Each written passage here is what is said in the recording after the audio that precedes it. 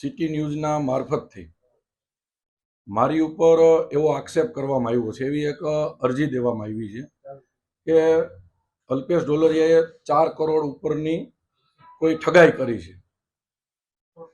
હું તમને આ આખી ઘટના પહેલા તો તમને એ ક્લિયર કરું કે જી ભાઈ અરજી કરી છે એ કોણ છે, ક્યાંના છે, કેવી રીતે છે એ મને ખબર નથી.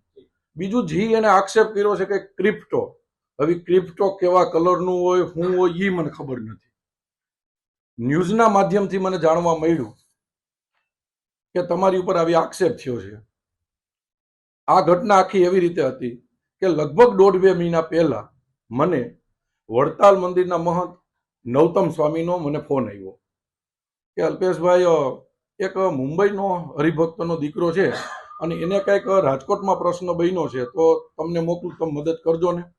એટલે મેં એને કીધું કે આજ હું હાજર નથી, એને કયો કાલ તમે મોકલો તો હું એને મળીશ.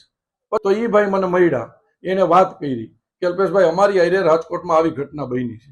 એટલે મેં કીધું તમે કોણ તું કયો? એટલે એને નામ આપ્યું કે ભાઈ અમારી દર્પણ બારસિયા કરીને છોકરો છે.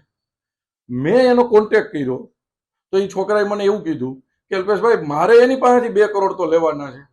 એટલે મેં તરત સ્વામીજીને ફોન કર્યો. મેં સ્વામીજી, મને તો આમાં મગજ નથી હાલતું. આ ભાઈ કે 4 કરોડ લેવાના છે, આ ભાઈ કે 2 કરોડ લેવાના છે, તો તમે જરાક તપાસ તો કરો કે આ મેટર શું છે. એ છોકરાઓ લગભગ મારી પાસે ઓછામાં ઓછા અડધો-પોણો કલાક અહીંયા બેઠા અને આવી રીતે ગયા. તે પછી નથી મેં કોઈને ફોન કર્યો, નથી એ છોકરા મળ્યા. મેટર શું છે, ક્યાં કોણ મળ્યા, હું કોઈને ઓળખતો નથી.